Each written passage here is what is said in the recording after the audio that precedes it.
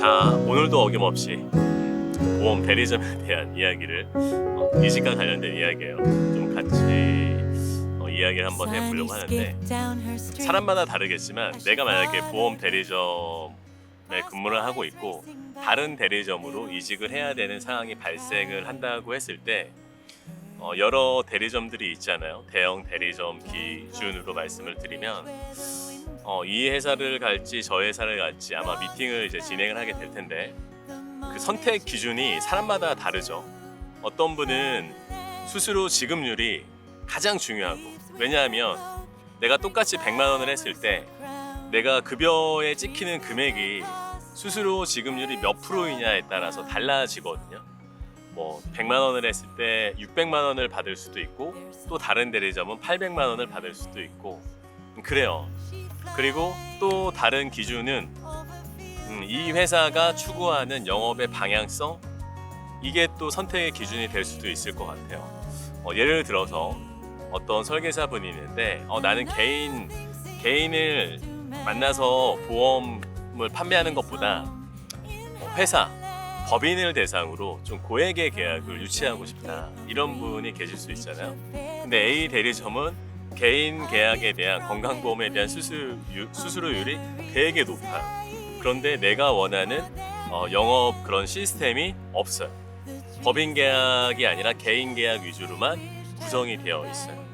근데 여기는 다른 회사는 수수료는 좀 낮은데 내가 원하는 법인 계약에 대한 시스템, 그리고 그쪽으로 영업하시는 분들이 또 모여 있어요.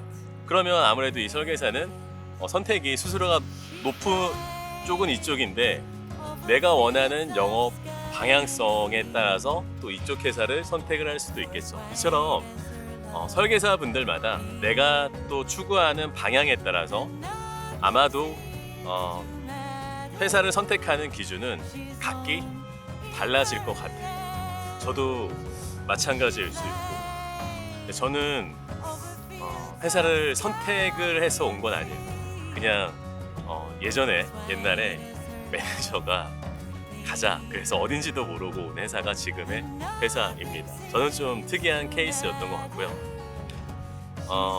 아마 많은 분들이, 대다수의 분들이겠죠, 어느 회사를 선택할 것인가, 또 수수료도 비교해보고 방향성도 비교해보고 회사 규모라든지 매출이라든지 그런 걸 이제 다 비교해 볼 텐데, 제가 지금에서 생각하기에 가장 중요한 부분이 무엇인가라고 말씀을 감히 드리자면, 회사도 수수료도 뭐 그런 조직의 시스템도 그런 것보다는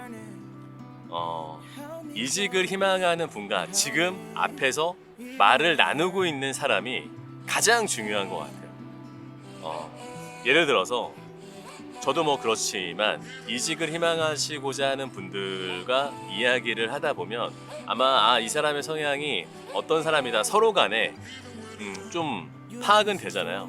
그리고 이 사람이 뭐 알 수 있다고 하면 이 사람에 대한 뭐 평판도 또 조사해 볼 수도 있는 거고 문의해 볼 수도 있는 거고. 근데 경우에 따라서는 리크루팅을 하는 사람과 이직을 하는 사람은 결국에는 한 번은 리크루팅을 당하는 사람 입장이거든요. 그래서 리크루팅 하는 사람 입장에서 또 생각을 해볼 필요가 있어요. 점심시간인가 식사하시러 가시는 분들이 쓱쓱 지나가네요. 말을 계속 해야 되나? 잠깐만 쉬었다 갈게요. 쉿.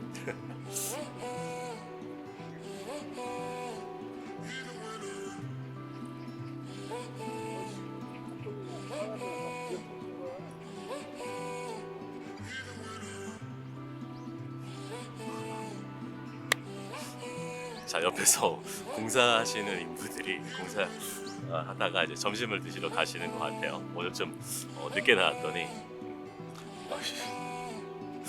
쪽팔려. 어디까지 얘기했죠?